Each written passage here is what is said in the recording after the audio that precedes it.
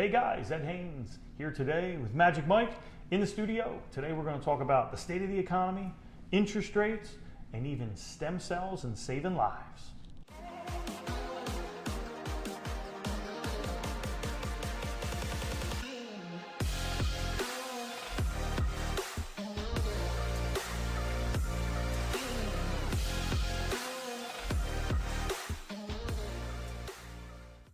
Today, in the studio, we have the man, the myth, the legend himself, Magic Mike Carvajal. Mike, thanks for coming in today. Pleasure to be here, Ed. Thanks for having me. Happy you're here. Not only have Mike and I been friends for a number of years and done business now for a number of years on the island, off the island. Mike's with Equity Prime. He'll tell you his story. I wanted Mike to come in today to talk a little bit about the state of the market and interest rates and all that stuff. So Mike, happy to have you. If you want to jump in and drop some knowledge on us, please. Absolutely, Ed. Thanks for having me. Again, my name's Mike Carvajal. I work with Equity Prime Mortgage. EPM is located right in Manahawkin here on the way to Long Beach Island. We're a local lender. I was born and raised in this area. We lend in and out of the area, different states, etc. But most of the majority of business that we do is in our local, hometown area. We do strive on being your hometown lender. But yeah, I did want to kind of talk a little bit about the state of the market and where, at least myself as a loan originator for equity, thinking where we're going to be. So yes, we've seen some pretty amazing, appreciation, Ed. I believe in Ocean County alone, 22 to 34%. Yes. Which has just been phenomenal for everybody that already owns a house, but for the people that don't own a house, right now it's that fear and that fear of, well, am I buying when it's inflated? Am I buying in a position where it's going to drop, and am I making a bad decision? Right. Everybody asks us that. Am I paying too much? Yeah, exactly. Right? So, it's up to us on your side and my side to be advocates for our clients and to explain exactly what's going on in the market. So, I have three things that I'd like to kind of talk about and pinpoint, which would tell me that we are going to have a soft landing with regards to the industry and where I think home values are going to go. Especially in our own, let's just call it Ocean County market. Got it. So the first thing is lending laws. In 2006, when we had our last drop, I had a goat named Margaret, and the goat named Margaret could have gotten a loan at the time. Now, since then, lending laws have increased. It is extremely difficult to get a loan. You have to have income. No docs are pretty much dead. You have to have some type of skin in the game, down payment. And we have minimums on credit now. Now we at EPM do everything we can to present our clients in the best manner and fashion. We work with them on their credit. We work with them on budgeting, etc. But that is one big thing that back in the day, again, you didn't really need much to get a loan. That was a problem. People weren't paying back their loans, Ed. We called them the no-no loans. Yeah, that's it, exactly. The liar loans, exactly. Right. No income, no assets. Fortunately, EPM never really messed with those loans. We were always more above board conventional type lending, and because of that, our track record is such where we don't have as much fall through because of that. So it's actually put us in a better capacity to lend. So again, the first thing is lending laws. It's just tougher to get a loan, which keeps a lot of the bad folks that shouldn't be buying out of the market and thus protects all of us that are insulated and should be buying. And for people who don't know, or maybe weren't in the market then, I remember a closing one time with a school teacher that purchased an investment property that I was selling, 110% financing. Oh yeah. She left closing. She financed 100% and the closing costs and legit left with a check. Sure. Shocker that went into default. On an investment, right? On an investment. What a shocker. Right. So the good news is I don't see any of that on my end. You guys see any of that stuff? No, quite frankly, and EPM is direct servicing all of our own loans, so we're on the front line and knowing if people are paying, and we have an amazing pull-through record. I mean, most of the people that we're lending money to, folks, are paying their mortgages back. That's important for all of us. Yeah. Enough rotten apples are going to ruin the bunch. And that's important to have. So I would definitely say people are in a better capacity to be paying these mortgages than they ever have been, which again, there's actually 4 points. It leads me to interest rates. Right. Interest rates are at the lowest levels they've ever been. They were hovering, in the low threes before COVID. COVID happened, they dropped lower. COVID is still unfortunately among us, but is starting to mellow out a little bit. Interest rates have creeped up a little bit, but again, we're still under 4% on a 30-year fixed-end mortgage. We still have lending capacity available, so interest rates have never been lower. So affordability is still there. Leading into the next thing is, let's talk about COVID for a second, folks. Yeah. It's no secret. It's the Great Migration. People are leaving the cities still, and they're coming to where? The shore, your mountain homes, your destinations like Florida, Las Vegas, California, things like that. So people are still moving, which, I'm just going to use the 700,000 or less home, which again is basically where your grandparents that are moving to be closer to their children and your first time and second time home buyers are all trying to get the same property. So much like anything else, it's demand versus supply. And there's still less of a demand than the supply, more of a demand than the supply available, and will be continuing to do that because, again, just an analogy, mom and dad sell their house in Staten Island, they get more than they've ever had for it in their life. They're going to come down here and down the shore. They don't care if they're spending a couple extra bucks. They're going to buy it in cash. They're going to put down that extra money to beat out the next client.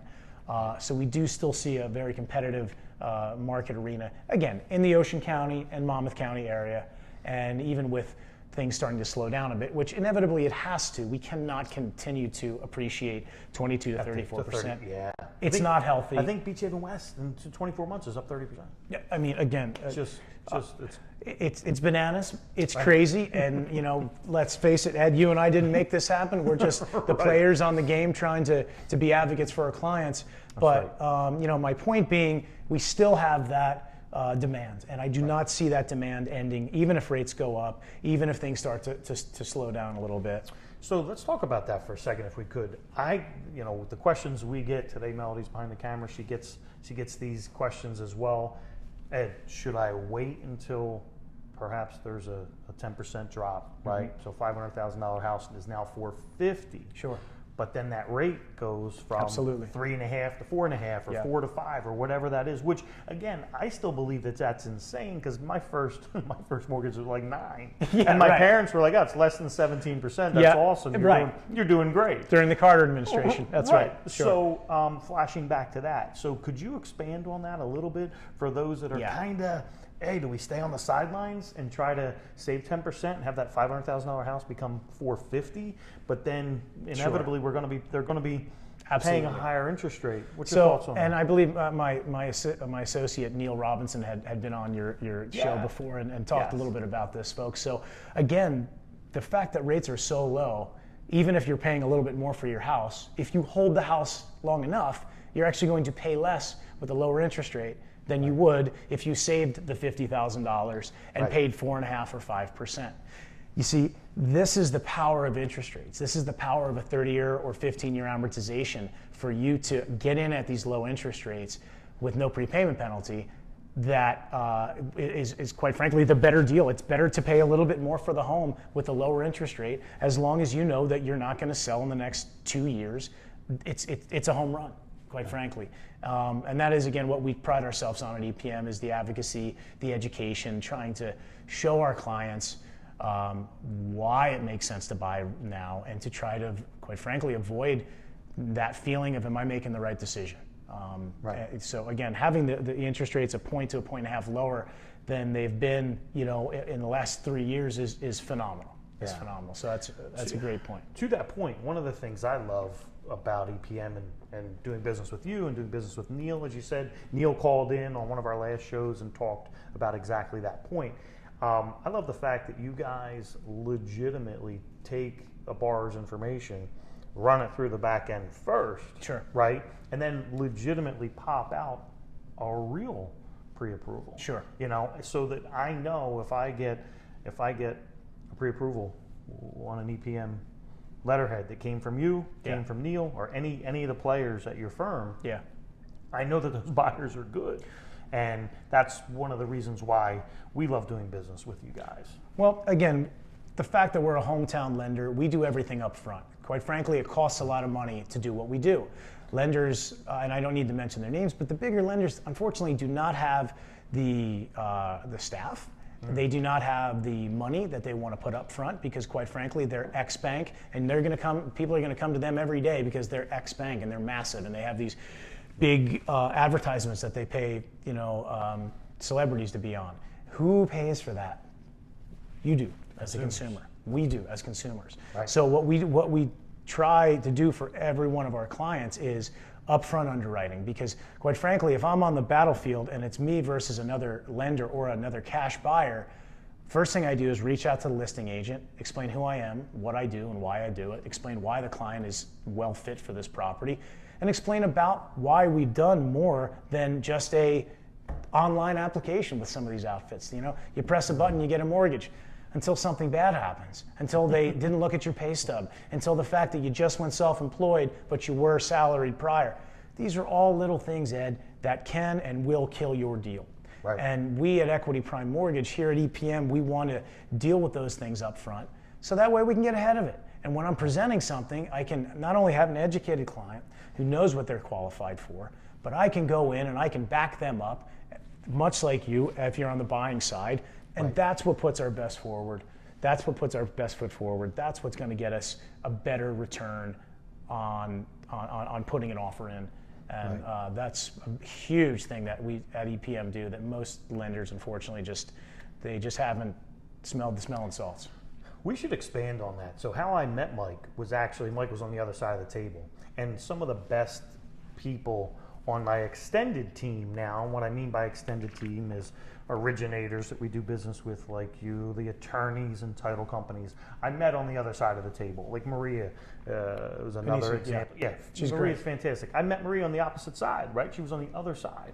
And that's how I met you initially as well. And I still remember that call going, hey Ed, I'm Mike, here's what I do. This buyer's awesome, it's gonna be smooth and easy to work with Absolutely. us. And I still remember the first call going, okay. Sure. But it was true because you delivered on all Yeah. those promises. And so Correct. that's my, as you know, as a broker owner, you get inundated with every lender in the Sure. world. Melody, literally, I have her call and go, tell them to stop sending us rate sheets because all we do is throw them in the Garbage. These other firms. Sure. We legitimately throw them in the garbage. I Right. go, stop killing the trees, Right. man. Like, Right. they're not, If we're- anything, we're send in an good email. shape. Right, exactly. We're in good shape. So expand on that if you could real quick, because I know there are so many agents in the business that have never really done business with a professional loan officer that handles their business that way, like you do and like Neil does and like Equity Prime. I've only done business with the two of you, but I know that that's how all your originators are. It's just Well, what you guys do. quite frankly, it's like dealing with a person of your stature that knows what they're doing, that's been certified. We are all certified mortgage advisors here at Equity Prime Mortgage. Much like a financial advisor would take a CFP to become a certified financial planner. That's what we did on our end. So we are legitimately certified mortgage advisors. I'm not an order taker. I don't work in a call center. Everything that I do is 100% recommendation based. And I bring in approximately 60 recommendations a month. That's 12 a week. It's insane. It's lovely, but quite frankly, it is a full-time job just servicing our own client base. Right. So I guess what I'm getting at, Ed, is we must be doing something right to have this type of feedback, to have this type of retention And referral business. and referral business. And quite frankly, to all you loan officers out there, whether or not you work with EPM, why wouldn't you call the listing agent if you're in a position, even if it's not a position of other offers in? Why wouldn't you call, have an opportunity to explain who you are, what you do, and why you do it, and why your client is the best client for this specific property? It's just kind of second nature to us, quite frankly, Ed. That's something that we've been doing for a number of years. But again, the advocacy, I have to say it out loud one more time. Certified mortgage advisor. It's a course that we took with the great Barry Habib. He's one of the innovators of our industry. He's the guru. We had to do a lot of training and tests and everything else to be able to have the education and the wherewithal to know about the industry, to know what we know.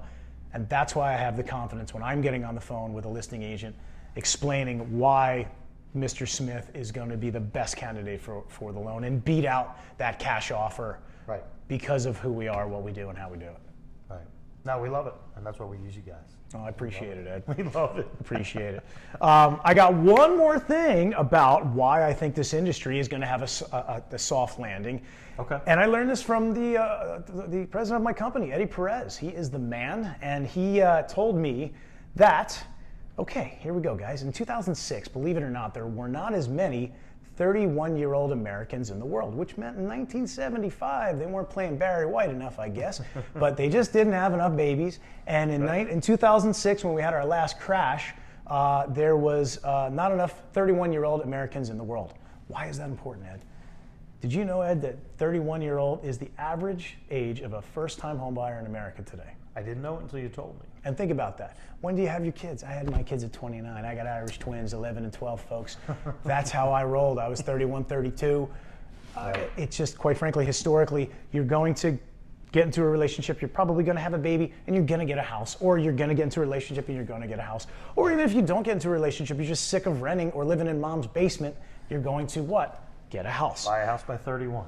Now, fast forward now. In 2021, there are more 31-year-old Americans than ever in the history of this planet, okay? Which, much like the baby boomers, right? They shifted markets.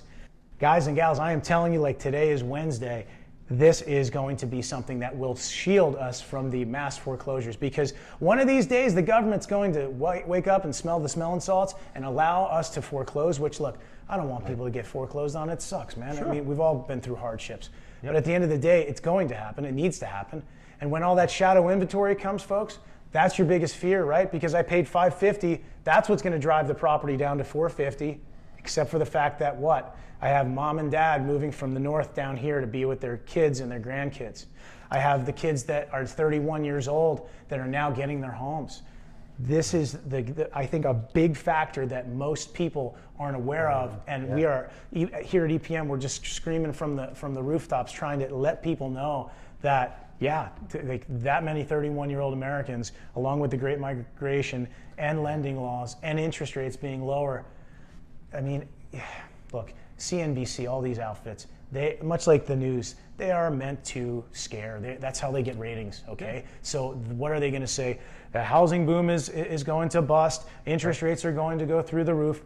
Right. Folks, they've been saying this for years. They've been wrong. The stock market's still going strong, and so you have to look at everything that you see on the news as you take it for what it's worth. But these are the facts. The lending laws are as hard as it's ever been to get a loan, which is good. Yeah, there's more people in 2021 than there's been to sop up any of this foreclosures. The Great Migration is not changing. And also, let's talk about people working from home. Yep. Even myself, I barely go to the office. We're appointment only, folks. Right. It used to be people would come in and I'd shake their hand. I love shaking hands, but it's just not how it works now. I know you've been doing virtual tours for folks that are out of town. For years. Since a year and a half now? Correct. Yeah, almost 2 years, yeah. So in closing, Ed, I do feel that things are going to slow down, folks. It has to. Interest rates are going to go up. They have to, but marginally. It's going to be a soft landing. So I'm here to tell you that, in my professional opinion, as a certified mortgage advisor, as someone who's been in the game 19 years, as number 10 loan originator by NAREP in the country, and Equity Prime Mortgage EPM's number 1 loan officer, I'm here to tell you that it is a great time to buy, and go for it. And we're here to back you. We'd love to work with you, and we appreciate the opportunities. Yeah, and that's another thing. So I saw Melody's eyes get big in the behind the camera. That's something to talk about. It's often lost on everyone here locally that has the opportunity to do business with Mike and Equity Prime. Mike's number 10, guys, number 10. Okay, and I don't mean on Long Beach Island or in Ocean County. The guy's a legitimate rock star. If you want some entertainment, call his cell number. And his voicemail is like 17 minutes long, right? Because it gives you every... But if you press star, you can avoid that long message. Yes, you can. Yeah. Right. But if you need to talk to him. But legitimately, in getting refi here, purchase there, processing here, to streamline the whole process. And that's what I not only love about working with you, but working with Equity Prime. It's awesome. Yeah. While we're talking about that, you're out saving lives this week, right? What expand? So I always like to do a little segment. I got a retired Marine, Forrest Flags. Sure. Great guy. Forrest does some of our flag stuff for us. Amazing guy. Till Valhalla. These guys, just raising awareness. 22 veterans a day take their own lives. It's horrible thing. So show that up so they can see it. Yeah, Willie, that's our Till Valhalla project. Always shout out to those guys. Right on, man. But you had an interesting experience, should we call it, donating stem cells this week. Expand on that, would you please? Do you mind? I did. So so 6 years ago, folks, my wife and I were out at a concert up in Asbury, and my wife's sister's son was born with some liver issues and had a liver donated, and he's still alive with us today. God bless him, Peter. He's the toughest guy in the room, I can tell you that. But we.